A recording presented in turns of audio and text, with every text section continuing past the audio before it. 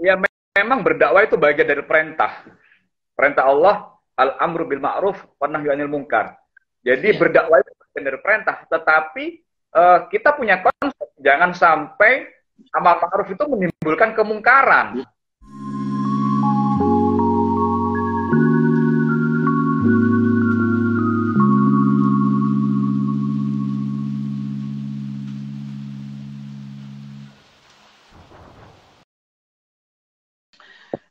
Teman-teman sekalian, saya akan mulai saja karena teman kita sudah hadir ini. Bismillahirrahmanirrahim. Assalamualaikum warahmatullahi wabarakatuh. Salam sejahtera untuk kita semua. Selamat sore teman-teman sekalian. Salam sehat semuanya. Selamat datang dan senang sekali saya Rozi bisa bertemu lagi dengan teman-teman sekalian, bisa menyapa lagi teman-teman semuanya pada sore hari yang cerah ini. Ini adalah pertemuan kita atau dialog kita yang ke-6 bersama Mas Rizal Aris, Muhammad Rizal Aris. Ini Mas Rizal ini dulu pernah mengikuti pelatihan mubalik muda yang diselenggarakan oleh Nur Khalis Masjid Society. Angkatan keberapa? Kedua ya? Ya, awal-awal dah. Ya, awal-awal sekitar 1 atau 2 saya kira. Nah, Mas Rizal ini sekarang aktif tinggal di Depok, aktif di berbagai kajian, terus kemasyarakatan begitu di daerah Depok. Nah, sore ini kita akan berbincang satu topik yang sangat hangat begitu dibicarakan, baik kaitannya dengan puasa dan sebagai medium pengendalian diri. Ini topik yang saya kira sering diperbincangkan dan karena itu kita memerlukan satu perspektif baru. Sebetulnya bagaimana memaknai pengendalian diri itu di dalam puasa. Karena ya sejak makna generiknya puasa itu adalah imsak. Imsak itu mengendalikan diri, menahan diri. Nah, dari situ sebetulnya banyak aktivitas atau perintah-perintah untuk menjadikan puasa itu sebagai momen untuk mengendalikan diri, bukan hanya pada rasa lapar dan haus tentu saja, tetapi juga pada aspek organ tubuh kita, pikiran kita, hati kita dan lain sebagainya. Nah, kita akan bicara lebih gamblang, lebih panjang lebar mengenai topik kita pada sore ini bersama Mas Muhammad Rizal Aris. Saya kira caranya begini, 10 menit, 20 menit mungkin Mas Rizal bicara soal isu ini, topik ini, lalu kemudian kita akan undang teman-teman yang lain untuk memberikan komentar atau memberikan pertanyaan di kolom komentar yang sudah disediakan. Silakan, Mas Rizal, waktunya saya berikan. Terima kasih, Mas Rozi. Assalamualaikum warahmatullahi wabarakatuh. Waalaikumsalam warahmatullahi wabarakatuh. Wassalamu ala rasulillah wa ala alihi wa sahbihi wa mawalah. La haula wa la quwata illa billah. Pertama, kita mengucapkan terima kasih kepada Mas Rozi yang sudah diberikan kesempatan untuk siaran di sore hari ini. Dan teman-teman sekalian yang berbahagia, baiklah. Sebagaimana tadi disampaikan oleh Mas Rozi bahwa puasa itu artinya memang mengekang, mengendalikan diri. Jadi topik pada sore hari ini, puasa sebagai medium pengendalian diri. Medium itu artinya sarana atau perantara. Jadi harapannya puasa kita ini bisa menjadikan kita semua bisa mengendalikan diri. Harapan kita yang berbahagia. Puasa ini sekian hari selama Ramadan ini, kurang lebih 30 hari ya. Di siang hari yang biasanya kita boleh makan dan minum dan segala macam, dengan masuknya Ramadan kita diharamkan untuk makan dan minum. Kita juga dilarang untuk marah, menangis, berantem dan segala macamnya. Itu bentuk daripada ujian kita selama 30 hari ini. Diharapkan pasca Ramadan, bulan-bulan setelah Ramadan itu bisa mengamalkan apa yang disebut sebagai pengendalian. Kemudian masuk malam hari, kita yang biasanya ngopi, kumpul, jalan-jalan, dianjurkan kita untuk qiyamul lail, untuk tarawih, taraweh, dengan segala macam keutamaannya, tadarus, itu membutuhkan kekuatan iman yang kuat, membutuhkan kesadaran yang penuh untuk melaksanakan itu. Jangan salah, banyak juga dari kaum muslimin yang tidak mengamalkan ini. Yeah. Kan kemarin juga puasa ini oleh para narasumber sebelumnya itu memang panggilan khusus kepada orang yang beriman. Tidak semua orang muslim yang dipanggil. Karena itu kesadaran iman ini menimbulkan keyakinan untuk taat pada perintah Allah. Kemudian lanjut lagi di tengah malam. Biasanya kita ini bebas untuk tidur, melampiaskan nafsu tidur. Tiba-tiba kita diminta untuk bangun. Selain qiyamul lail, kita juga selanjutnya makan sahur. Ini kan juga perlu perjuangan. Yang biasa kita tidur pulang sampai pagi, di bulan Ramadan ini kita diminta untuk bangun, untuk melaksanakan qiyamul lail dan santap sahur. Inilah beberapa pengendalian, beberapa ujian, beberapa latihan jiwa. Bagaimana kita mengendalikan semua itu, mengendalikan amarah di siang hari. Bagaimana kita tidak boleh menangis di siang hari. Malam pun begitu. Kita yang biasanya jalan-jalan ngopi, kita dianjurkan untuk taraweh yang begitu banyak fadilah dan keutamaannya. Di tengah malam menjelang subuh pun kita harus bangun untuk melaksanakan sholat malam. Sampai kita melaksanakan tatap sahur, itu juga memerlukan perjuangan. Dan hanya orang-orang yang beriman saja yang mampu untuk itu. Nah, dari pelajaran yang penuh ini, diharapkan para soimin itu mampu mengambil pelajaran, mengambil hikmah, sehingga bulan-bulan setelah Ramadan kita bisa mengendalikan diri. Tidak mudah emosi, tidak serakah, tidak mudah putus asa. Itulah kenapa ini sangat penting. Memang tidak semua orang mampu untuk mengambil hikmah ini. Karena itu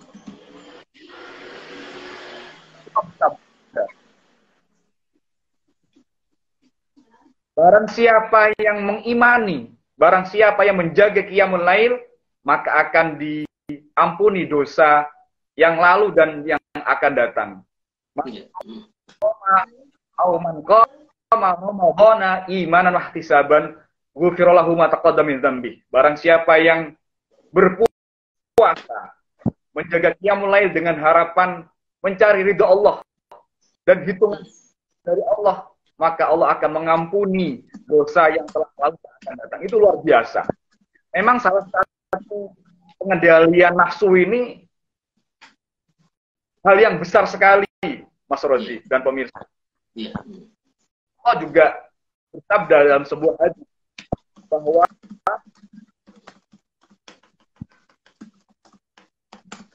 kita ini roja'na, yang bunyinya roja'na min jihadil asghar ila jihadil akbar. Iya.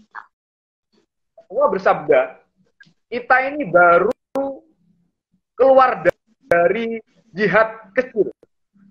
Pada waktu itu, kaum muslimin menghadapi perang dengan kaum kafir yang begitu dahsyat, begitu besar. Sehingga dengan kalimat seperti itu, sahabat kaget. Darah kita aja belum kering Rasulullah. Luka kita belum tertutup. Kenapa? Ini dibilang jihad kecil. Padahal kita sudah puluhan, bahkan ratusan membunuh orang kafir. Jihadul akbar, kata para sahabat. Apa jihad besar itu ya Rasulullah? Maka Rasulullah menjawab, jihadul qalb, yaitu jihad hati. Yakni kita mengendalikan hati dari amarah. Nah, ini yang dimaksud oleh Nabi, bahwa jihad nafsu itu mengendalikan diri itu ada sesuatu yang sangat besar. Bahkan mengalahkan jihad berperang dengan kaum kufar, dengan kaum kafir. Oleh karena itu hadis yang lain mengatakan bahwa Orang yang kuat, kata Nabi, itu bukan orang yang menang dalam berantem, ya, bukan orang yang jago berkelahi, tetapi orang yang kuat adalah orang yang mampu mengendalikan nafsu. Itu artinya apa? Memang begitu berat mengendalikan nafsu ini. Orang yang pinter itu juga diuji. Bagaimana dia tidak berlebihan dalam apa ya? Dalam mengekspresikan keilmuannya. Jadi apapun yang berlebihan itu tidak. Allah Subhanahu wa taala pun juga melarang hal-hal yang berlebihan dalam Al-Qur'an. A'udzubillahi minasyaitonirrajim. Bismillahirrahmanirrahim. Wala tusrifu. Kata Allah, janganlah kalian berlebihan. Innallaha la yuhibbul musrifin. Bahwa Allah Subhanahu wa taala tidak menyukai orang yang berlebihan. Inilah salah satu warning dari Allah, bahwa Allah itu tidak suka apapun yang berbau berlebihan. Berlebihan dalam makan, minum, berlebihan dalam bermain game, berlebihan dalam bekerja, apapun yang berbau berlebihan itu dilarang oleh Allah. Karena Allah memang tidak suka tidak suka kepada orang-orang yang berbuat berlebih.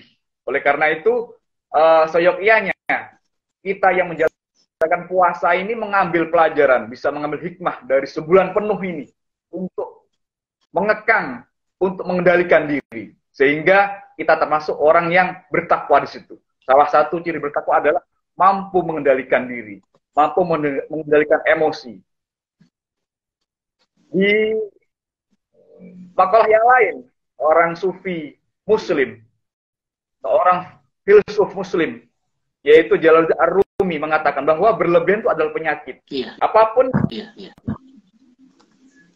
apapun kalau berlebihan, misalkan itu sudah kalau makan itu nanti mengakibatkan muntah, itu sudah termasuk haram. Jadi makan itu kita berlebihan sampai kekenyangan itu makruh. Nah, kalau sampai makan menyebabkan kita muntah, itu sudah masuk haram.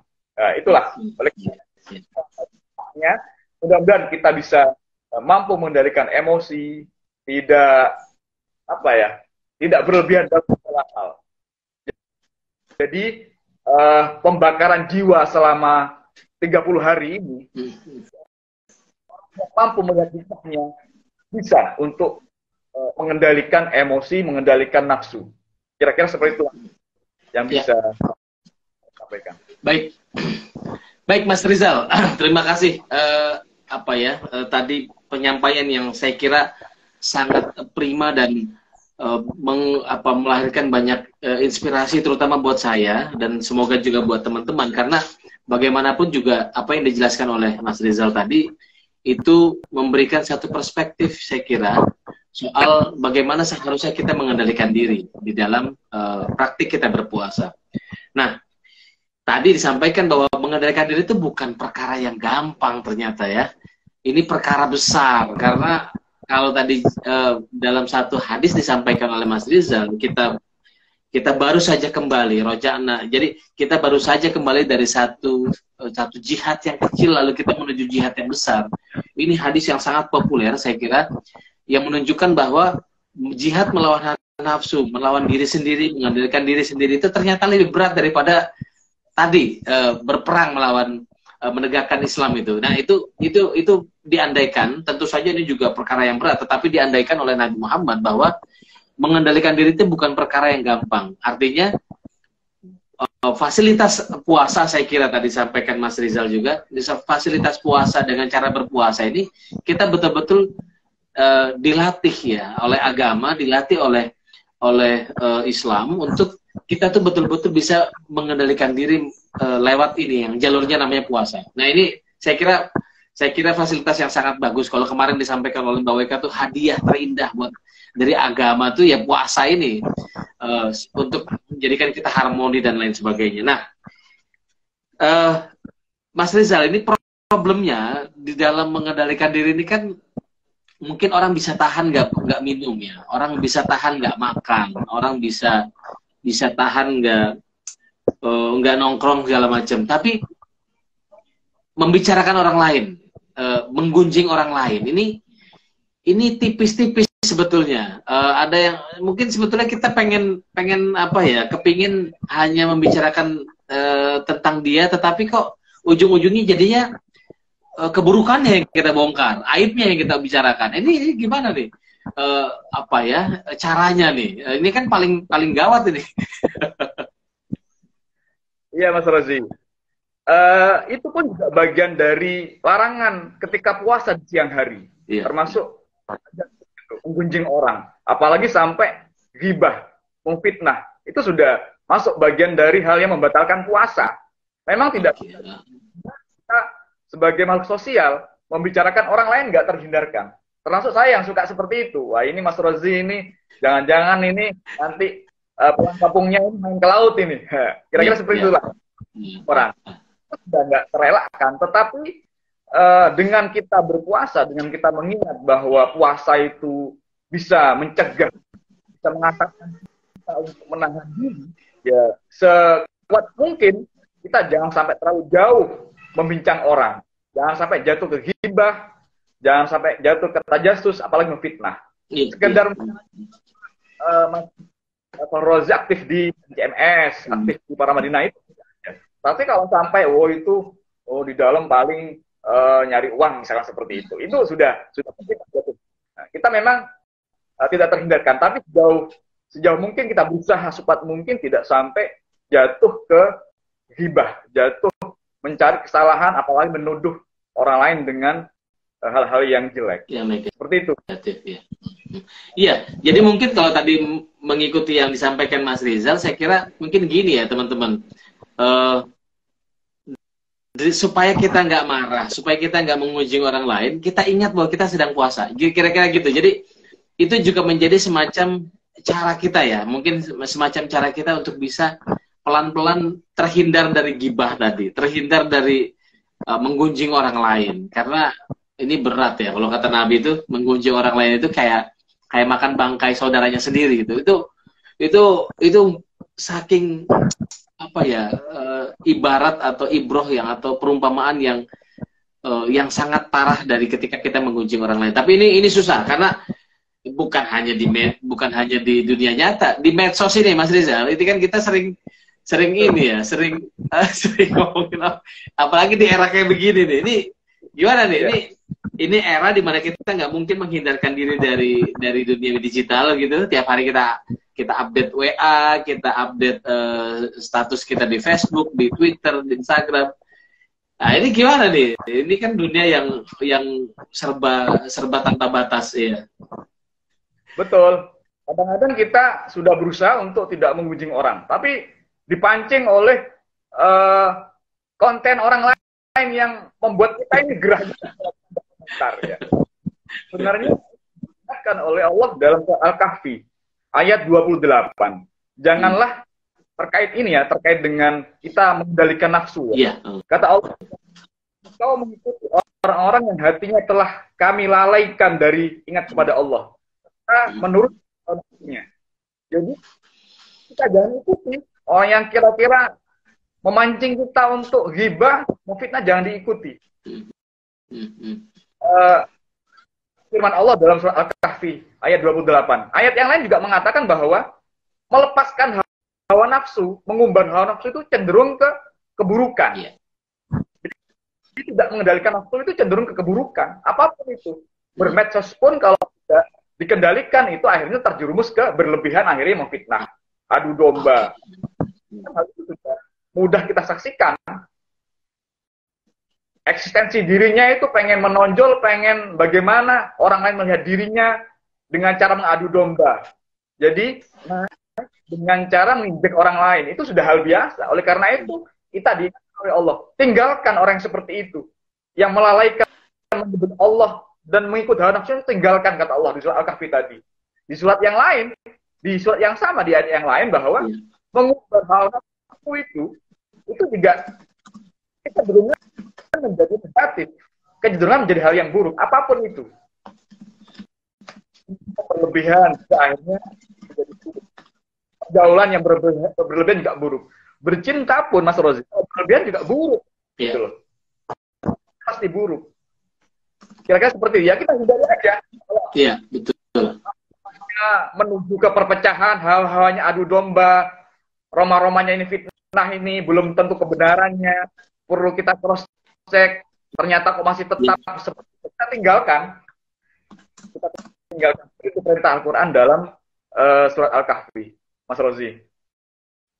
Baik, baik, baik. Terima kasih, Mas Rizal. Itu ada satu sandaran yang sangat kuat saya kira, dan itu apa ya, peringatan lah buat kita bahwa apa, jangan kita tuh terbawa arus di dalam apa ya, hidup nih kan ada orang yang ya suka mancing gitu kan, seru-seru, tapi menggunjing orang lain itu kan memang gurih ya, enak sekali itu. Cuma ya itu, kita terbawa arus dan kita akhirnya seperti membuka aib kita sendiri, menunjukkan siapa kita yang sesungguhnya. Itu yang teman-teman, saya kira kita juga, Mas Rizal juga, dan kita semua di sini berusaha untuk menghindari apa tabiat-tabiat semacam itu. Nah, ada pertanyaan ini menarik sekali dari penjelasan tadi Mas Rizal. Ini ada dua, tapi saya satu-satu dulu deh. Ada Abda Karim. Ini tentang jihad akbar atau mengendalikan diri tadi. Kenapa sebagian besar orang memahaminya hanya menahan amarah? Kira-kira seperti apa manajemen marah ini yang benar, Ustadz? Nah. Ya tentunya sewajarnya. Kalau memang perlu harus marah, ya marah. Tapi ya sewajarnya, jangan berlebihan. Jangan sampai ngata-ngatain orang seperti hewan, lempar gelas sehingga pada pecah berantakan. Itu kan marah luar biasa. Itu kan nggak layak bagi orang soimin, bagi orang yang muslim, yang iman tadi. Jadi terukur aja, nangis pun, sedih pun terukur, jangan terlalu sedih. Bercinta pun juga terukur. Kalau berlebihan nanti juga patah, menjadi apa namanya, patah hati, bunuh diri nanti kalau berlebihan. Nah, itu dia. Jadi kita memang diingatkan oleh Jalaluddin Ar-Rumi, seorang filsuf muslim, berlebihan itu adalah penyakit. Ini kan keterangan yang sangat umum bahwa apapun yang berlebihan itu nggak bagus. Iya, betul. Iya. Oke, Mas Abda Karim, semoga bisa terjawab ya soal manajemen apa namanya,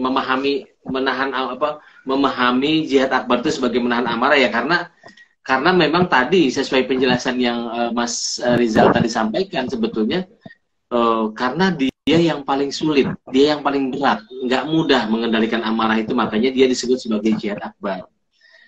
Nah, manajemennya tadi seperti yang tadi disampaikan oleh Mas Rizal, ya terukur saja semuanya, jangan terlalu berlebihan. Kita tahu batasnya lah, kira-kira gitu. Oke, berikutnya ini ada pertanyaan, ini menarik, dari Siva Fauzia. Sepertinya susah sekali, Ustadz, untuk mengendalikan amarah. Kita milenial seperti dilahirkan untuk bergunjing. Terkadang seperti sulit dikendalikan. Ini bagaimana? Jadi orang yang anak-anak milenial tuh, anak-anak itu seperti dilahirkan dalam suasana tuh saling menggunjing satu sama lain. Ini gimana menghindarinya? Memang sudah dicontohkan kasus kemarin itu, anaknya Dirjen Pajak itu kan bagian dari akibat marah berlebihan. Yang kita ngelihat seperti itu, seakan-akan bukan orang terdidik, seakan-akan bukan orang waras. Begitu kejamnya kita. Orang sudah nggak berdaya, orang yang sudah terpapar di sana, itu masih diinjek-injek. Itu kan nggak manusiawi, kok ada orang seperti itu. Nah, itu contoh gambaran daripada marah yang nggak terkendali. Oleh karena itu, perlu didikan rohani, didikan jiwa, termasuk puasa ini bagian dari sarana, media untuk mengendalikan diri. Jangan sampai berlebihan, karena berlebihan seperti itu tadi, contohnya, menyusahkan semua orang. Ayahnya juga terdampak, tetangganya, temannya juga terdampak, sekolahnya terdampak, bahkan se-Indonesia terdampak kasus David ini. Itu bagian contoh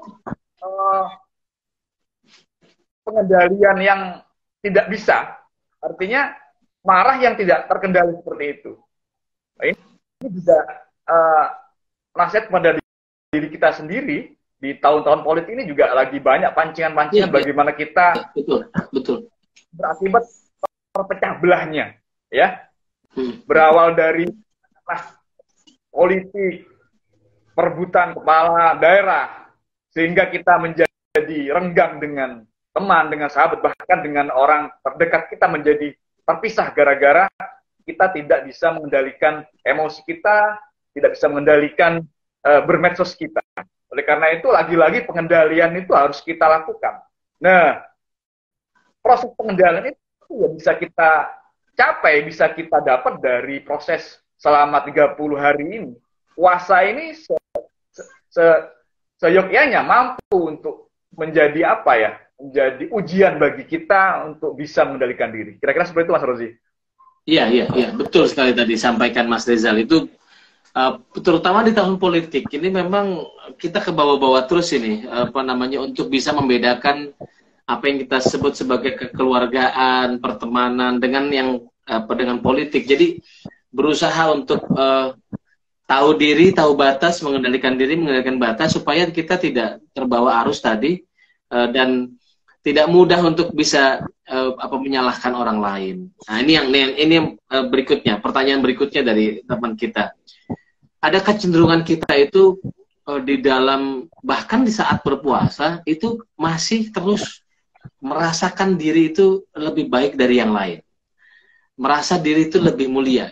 Jadi berpuasa itu justru belum sampai pada tahap melatih tadi, Mas Rizal. Belum sampai pada tahap melatih, tapi justru malah menumpuk meninggikan diri ego kita.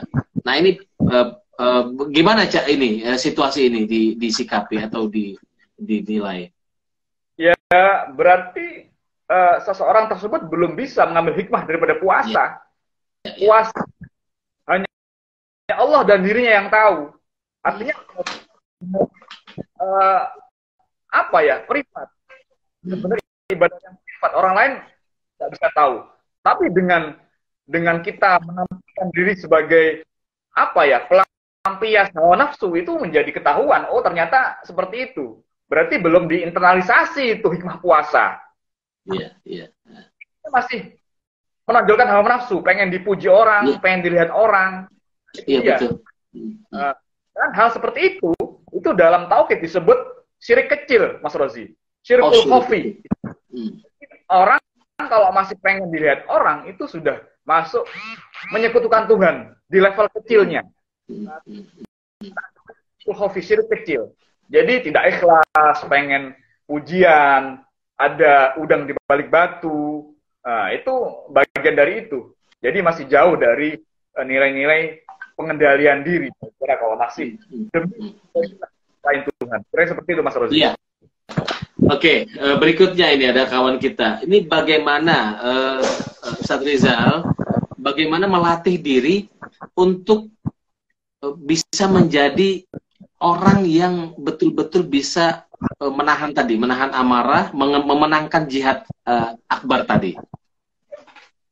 Ya, kita harus mengetahui ilmunya bahwa kata Allah dalam surat Al-Kahfi bahwa melampiaskan atau mengikuti hawa nafsu itu cenderung ke keburukan. Iya. Selain tahu ilmunya, ya harus kita juga tahu bahwa nafsu apapun, nafsu amarah, nafsu makan, nafsu seksual, apa saja yang tidak terkendali itu akan buruk. Oleh karena itu ya kita berusaha mengendalikan hawa nafsu itu. Selain kita tahu ilmunya bahwa itu dilarang oleh Allah, dilarang oleh agama, hal itu berakibat buruk. Itu yang membedakan manusia dengan hewan, Mas Rozi.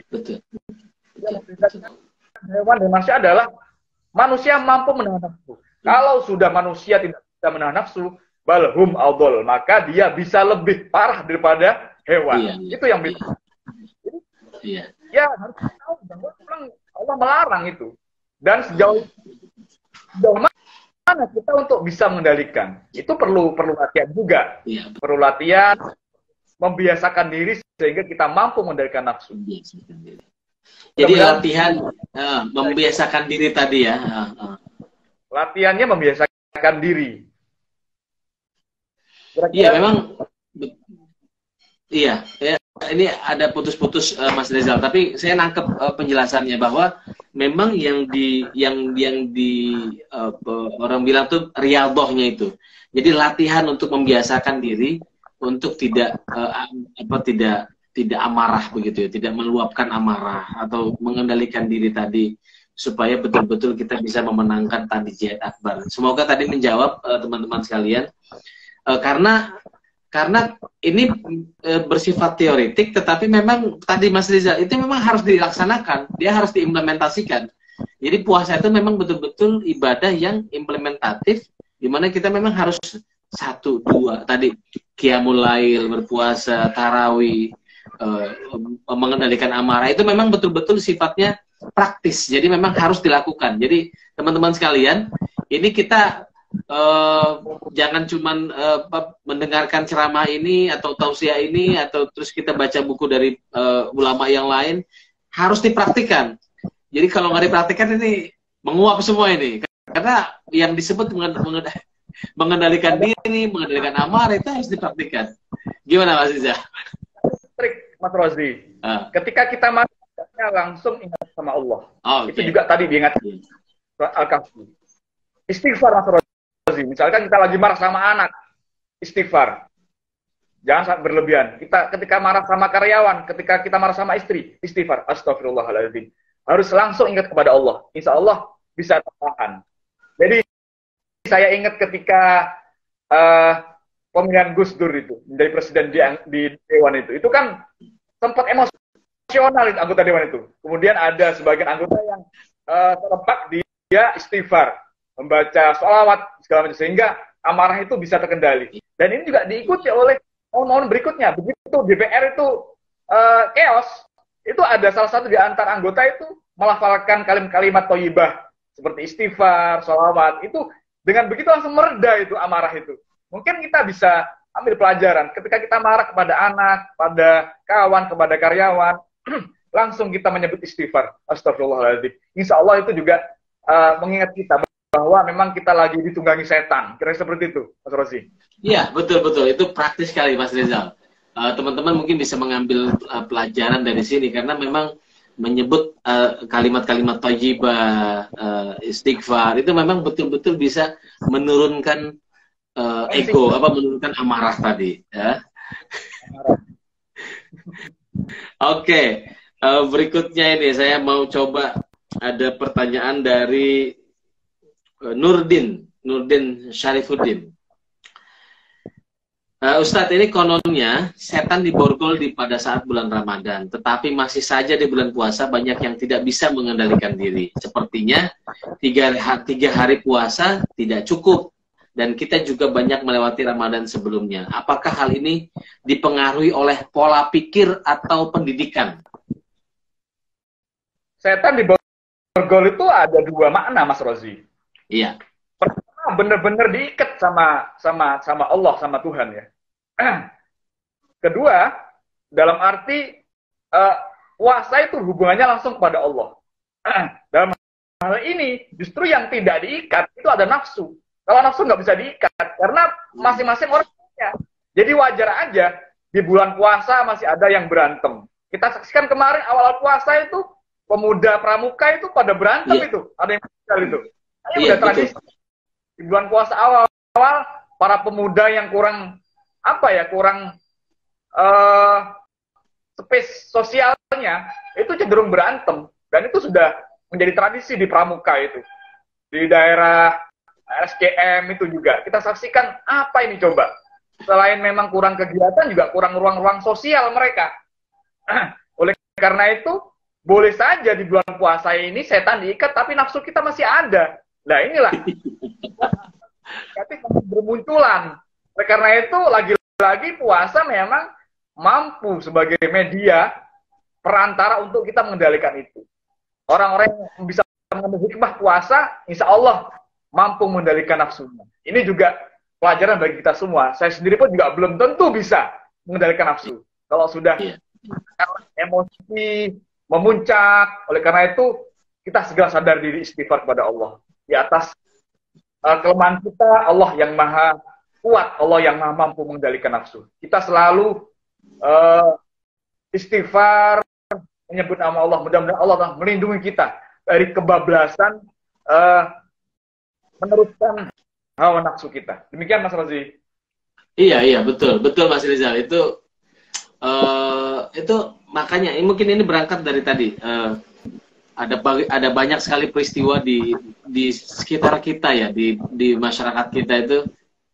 Hari pertama puasa itu selalu ada momen untuk tadi. Ada yang tawuran, ada yang saling. Saya nggak tahu itu tradisi kenapa terlalu berlanjut. Padahal itu tradisi-tradisi buruk gitu. Selalu berulang setiap tahun. Itu fenomena Eh, sosial. Iya, fenomena Ya, sosial betul tadi. Kurangnya ruang apa space sosial, kurangnya. Jadi bukan semata-mata kalau pertanyaannya tadi itu bukan semata-mata soal pendidikan. Pertanyaannya tadi dari teman kita. termasuk juga soal pendidikan, kasih sayang, banyak lah. Yang terutama, kenapa anak muda itu cenderung berkelahi di bilangan Jakarta yang padat itu? Karena memang ruang-ruang sosial nggak ada. Jadi wadah-wadah untuk pertemuan, wadah-wadah untuk Iya, iya, bercengkrama itu iya. sangat minim. Karena sudah dipenuhi oleh rumah-rumah. Sehingga interaksi antar warga itu sangat kurang dan itu mengakibatkan saling curiga di antara mereka. Begitu disulut sentimen kedaerahan, sentimen-sentimen uh, agama, sentimen-sentimen etnis langsung meledak. Ini yang terjadi di Jakarta. Itulah kenapa perlu ruang-ruang perjumpaan, ruang-ruang sosialisasi sehingga tidak menimbulkan saling curiga di antara warganya. Kira-kira itu Mas. Iya, iya, betul, betul, betul. Dan fenomena itu sekarang kok menjamur ya di masyarakat gitu. Saya juga apa di beberapa kalau di Jogja tuh ada klitik yang tidak habis-habis terus-terusan terjadi. Kemudian terakhir saya kira di Madiun juga Madiun atau Banyuwangi ya, itu padepokan pencaksilat yang saling bertarung lah kira-kira gitu. Eh, ya mungkin maksudnya untuk unjuk gigi gitu ya, perguruannya lebih baik dari yang lain. Maksud saya gini, model-model seperti itu adalah model kegagalan kita mengendalikan hawa nafsu sebetulnya ya. Dalam konteks itu, dalam konteks puasa kita hari ini, kalau kita tarik pada tema kita hari ini, apa ya, tadi tawuran, kemudian saling ejek, kemudian tadi kelahi antara satu geng dengan yang lain atau tongkrongan dengan tongkrongan yang lain itu potret kegagalan kita mengendalikan hawa nafsu. Dan puasa itu sebetulnya memberikan ruang kita untuk kita introspeksi diri, untuk kita ya mengenali diri tadi, konsep mengenali diri tadi. Nah itu menarik Mas Rizal. Bisa nggak dieksplorasi soal konsep pengenalan diri kita kepada Tuhan? Karena kan kalau tadi model yang disampaikan Mas Rizal soal kita tahu diri, kita kemudian mengendalikan hawa nafsu, itu kan semacam puasa juga menjadi semacam momen kita untuk mengenali diri sendiri dan mengenali Tuhan kita. Arafa nafsi, man arafa nafsahu faqad arafa rabbahu. Jadi modelnya mungkin bisa ke arah sana. Mungkin Mas Rizal bisa ikut berbagi sedikit soal ini. Iya, itu juga nyambung dengan man arafa nafsahu faqad arafa rabbah. Artinya kita ini diciptakan oleh Allah untuk beribadah. Wa ma khalaqtul jinna wal insa liya'budun. Jadi seharusnya kita ini ada di alam kehidupan ini ya tunduk patuh beribadah kepada Tuhan. Dilarang saling menyakiti, merusak, wala tufsidu. Dilarang menyakiti karena Allah tidak suka apa ya berbuat kerusakan. Itu sudah banyak sekali di Al-Quran perintah dan larangan Allah, perintah saling kasih sayang, larangan nggak boleh merusak, ya larangan menyakiti orang lain juga banyak sekali perintah itu. Jadi kita ingat kembali tujuan kita diciptakan adalah untuk beribadah, tidak untuk saling berangus mengalahkan kelompok lain. Sadar itu. Seperti itu Mas Rozi. Oke. Mas Rizal, ini ada pertanyaan lain lagi. Ini masih ada hubungannya dengan apa ya, bagaimana menahan amarah. Mengapa di bulan Ramadan itu masih ada banyak penceramah atau pendakwah gitu yang menguar kebencian kepada yang lain? Ini pendakwah yang seperti ini. Bagaimana kita masyarakat menyikapinya? Karena kan kita sebagai umat gitu kan kadang-kadang menjadikan ulama atau pendakwah itu sebagai panutan kita. Jadi kita mengikuti mereka. Ini bagaimana kalau situasinya seperti ini? Ya memang berdakwah itu bagian dari perintah. Perintah Allah al-amru bil ma'ruf wa nahyu 'anil munkar. Jadi berdakwah itu bagian dari perintah, tetapi kita punya konsep jangan sampai amal ma'ruf itu menimbulkan kemungkaran, mencegah menimbulkan kemungkaran baru.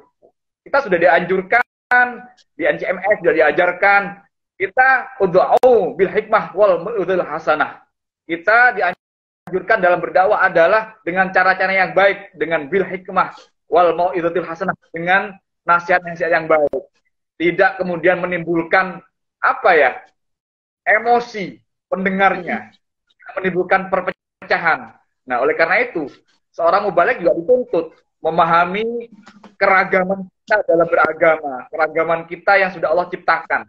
Inna khalaqnakum min dzakarin wa untha wa ja'alnakum syu'uban wa qabaila lita'arafu. Kita diciptakan memang sudah bersuku, beragam bentuknya, tetapi tidak untuk saling menjatuhkan, tidak untuk saling memberangus, tapi lita'arafu, saling mengenal, saling bekerja sama.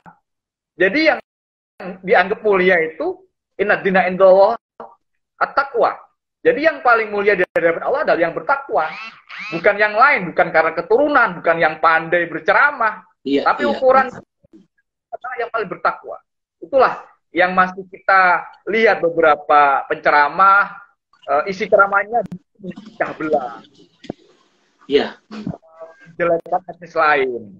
Kita belum sadar, memang kita sudah diciptakan beragam. Oleh karena itu yang dianjurkan adalah saling bekerja sama, toleransi dan segala macam, untuk tentunya kemaslahatan bersama. Nah, jadi nggak mungkin kita ini nggak mungkin kita akan menang sendiri. Bahasa kita ini masuk surga sendiri, ya. Jadi dakwah itu juga perlu cara-cara yang baik, jangan menimbulkan kemungkaran baru, justru menjadi saling kebencian di antara kaum. Itu yang mesti kita hindari. Demikian Mas Rozi. Iya, itu penting sekali Mas Rizal yang disampaikan barusan itu soal bahwa berceramah atau berdakwah itu tentu saja itu perintah ya, itu kewajiban, apalagi orang yang berilmu seperti Mas Rizal punya ilmunya, jadi itu memang ada kewajiban untuk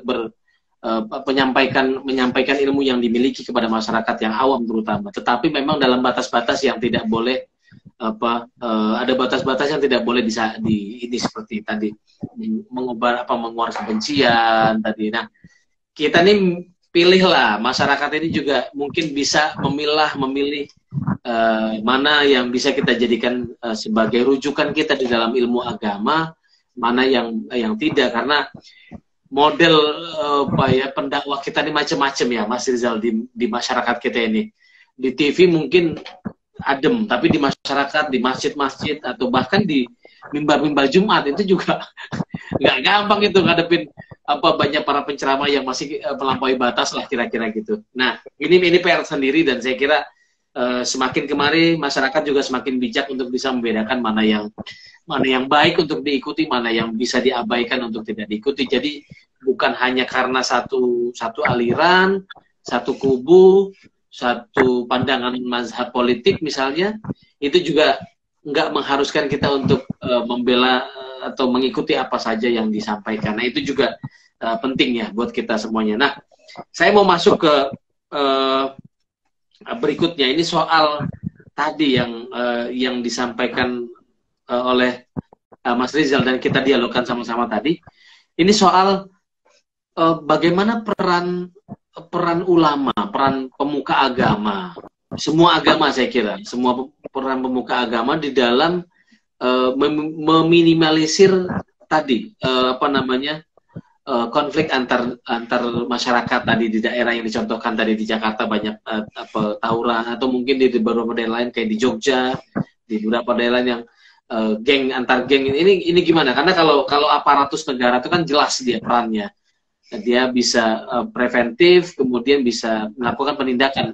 Ulama, ustadz, pendeta, bante itu kan nggak bisa melakukan penindakan. Ini gimana mereka bisa ikut berkontribusi di dalam mengendalikan amarah massa lah kira-kira gitu. Betul, karena banyak kita temukan di kejadian-kejadian kekerasan itu buntut dari ceramahnya para pemimpin agama masing-masing. Contoh kayak itu kan kejadian yang sangat brutal itu kan karena ceramah sebelumnya. Oleh karena itu memang amar ma'ruf diwajibkan, tetapi hendaknya seorang mubalek, seorang atau penceramah itu harus mampu mampu melihat realita keragaman daripada warga Indonesia. Kita ini sudah tahu bahwa Allah menciptakan kelompok-kelompok itu harus betul-betul kita pahami. Jadi kita hidup ini memang sudah lumrah dengan keragaman. Oleh karena itu tidak bisa kita kemudian merasa paling unggul, mengalahkan kelompok. Jadi memang banyak kasus kekerasan itu ditimbulkan oleh ceramah. Oleh karena itu seorang penceramah mestinya jangan menjadi sumbu pendek, jangan menjadi provokator yang mengakibatkan pendengarnya itu bermusuhan kepada kelompok lain. Nah, yang kita saksikan. Yang kedua, kehadiran negara itu memang perlu dalam kasus-kasus kekerasan. Selama ini kita tahu begitu menghadapi kelompok mayoritas, aparat kita menjadi galau kadang-kadang. Ini yang sering kita di daerah Bogor, Mas Rozi. Jadi walaupun ada tetapi kejadian kekerasan itu tetap terjadi karena memang galau, dianggap kubu mayoritas sehingga tidak bisa mencegahnya. Kira-kira seperti itu. Diperlukan bukti sehingga kejadian kekerasan tidak timbul kembali, Mas Rozi. Seperti itu, Mas Rozi. Iya, oke. Terima kasih, Mas Rizal. Ini terakhir, saya kira tadi disampaikan, tadi menyampaikan surat Al-Hujurat ayat 13, itu ayat yang sangat penting sekali. Tuh. Jadi, ayat di ujung ayat itu dibacakan inna akramakum innallahi atqakum. Jadi orang yang mulia di sisi Allah sebetulnya, dan itu adalah orang yang paling bertakwa. Nah, kalau kita tarik kepada topik kita puasa ini juga kan la'allakum tattaqun di ujungnya itu. Jadi kutiba alaikumusiyam dan berikutnya lalu la'allakum tattaqun agar kamu bertakwa. Jadi kaitan takwa dengan tadi kita menjadi orang yang bisa memahami realitas gitu kan, memahami keragaman, lalu dengan puasa ini juga di la'allakum tattaqun agar kamu bertakwa. Ini kan punya kesamaan, keselarasan makna bahwa setiap tingkah laku kita sebagai umat manusia, sebagai hamba Allah itu kan ujungnya adalah la'allakum agar kita dekat pada Allah, agar kita menyadari kehadiran Allah lah kalau kita. Jadi bukan sekedar memaknai takwa itu sebagai menjalankan perintahnya atau menjauhi larangannya, tetapi lebih dari itu justru memahami realitas, memahami kehadiran Allah. Nah ini bagaimana ini dijelaskan? Mungkin Mas Rizal bisa sharing lebih. Iya betul. Ayat puasa itu ujungnya, goalnya itu adalah takwa. Jadi pengertian sederhana adalah menjalankan perintah Allah dan menjauhi larangannya. Itu goalnya daripada takwa. Tetapi sisi lain juga yang disebut menjalankan perintah Allah itu ya selain kewajiban, kemudian kewajiban ibadah, kemudian larangannya selain menjauhi mencuri, berzina, korupsi, hal-hal yang lain juga harus dijauhi. Seperti bentrok, kemudian menyakiti orang lain, kemudian saling dalam usul fikih itu kan kita harus menjaga 5 perkara dari orang lain. Itu juga harus kita internalisasi itu. Kita boleh mentumpahkan darah. Kita harus menjaga, nggak boleh mengambil harta benda, kita nggak boleh merusak keturunannya dan lain-lain. Itu bagian perintah. Jadi tidak hanya kita bertakwa menjalankan ibadah sembahyang, zakat, dan kita tidak mencuri, tidak berzina, tapi juga hal-hal tadi, melukai orang lain, menyakiti orang lain, mengambil hartanya, merusak kehormatannya, itu bagian dari takwa saya rasa, Mas Rozi. Betul. Oke, Mas Rizal, ini kita sudah mau sampai di ujung acara, tapi ada satu lagi pertanyaan, ini dari teman kita Subhan Saleh. Ini alumni Mubalik juga saya kira, Subhan Saleh ini. Dari mana Subhan ini? Dari Pak Weli Mandar. Weli Mandar tuh Sulawesi Tenggara ya. Apakah kita bisa memaknai kalau puasa itu sendiri adalah media pengikat setan dan hawa nafsu? Sehingga mereka yang benar-benar berpuasa tidak akan mengikuti nafsu setan karena sudah terbelenggu dengan puasanya. Iya, betul. Jadi puasa itu memang ganda di mukanya jiwa, penggodokan jiwa di situ bulan itu. Kita nggak boleh emosional di siang hari, kita nggak boleh melampiaskan nafsu syahwat seksual, ngopi, makan, minum itu nggak boleh di siang hari walaupun itu halal. Itu kan bagian dari ujian kita. Nah, saya rasa saya itu mampu bagaimana bisa mengendalikan emosi, mengendalikan apa namanya tadi pengendalian membelenggu setan ya. Oke, mungkin setan di kerangkeng ya atau diikat, tetapi nafsu kan masih ada. Oleh karena itu nafsunya memang sangat berat tadi.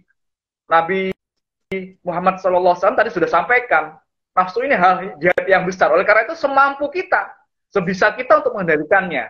Nah, puasa ini berdampak itu. Jika benar-benar kita bisa mengambil hikmahnya, mengambil pelajaran, ini adalah ujian, itu bisa berdampak ke pengendalian diri. Kira-kira seperti itu, Mas Rozi. Oke, baik Mas Rizal, saya kira kita sudah sampai di ujung acara dan ini perbincangan yang sangat menarik sekali, sangat menginspirasi, dan saya berharap teman-teman juga punya kesan yang sama karena ada banyak sekali perspektif tadi bahwa puasa itu ujungnya adalah ketakwaan kita. Jadi mencari ketakwaan dan apa tadi disampaikan ridho Allah. Nah itu juga saya kira jangan sampai salah kita niatnya bahwa kita berpuasa ini bukan untuk dilihat orang, dilihat pimpinan, dianggap keren dan lain sebagainya, tetapi supaya itu tidak menjadi semacam ritual yang menggugurkan kewajiban saja, tetapi puasa itu juga memang harus dikasih bebannya sedikit positif gitu ya. Tadi mencari ridho Allah, menjadikan diri menjadi orang yang lebih bertakwa dari sebelumnya. Nah, saya kira tadi kita bisa mengambil apa namanya manfaat dari banyak sekali yang disampaikan oleh Mas Rizal pada sore hari ini, dan terima kasih teman-teman sekalian sudah bergabung dan sudah memberikan respon, memberikan pertanyaan. Mas Rizal, saya kira juga terima kasih banyak sudah meluangkan waktu dan berbagi ilmu pada sore hari ini. Teman-teman, kita kembali lagi besok sore jam 4 bersama Profesor Dr. Kausar Azhari Nur. Kita akan bicara soal topiknya besok tuh menggali makna puasa di dalam tradisi tasawuf. Ini menarik sekali temanya. Jadi kita kembali lagi besok jam 4 sore ya teman-teman sekalian. Terima kasih sekali lagi Mas Rizal dan teman-teman sekalian. Kita kembali esok lagi. Assalamualaikum warahmatullahi wabarakatuh. Assalamualaikum warahmatullahi wabarakatuh.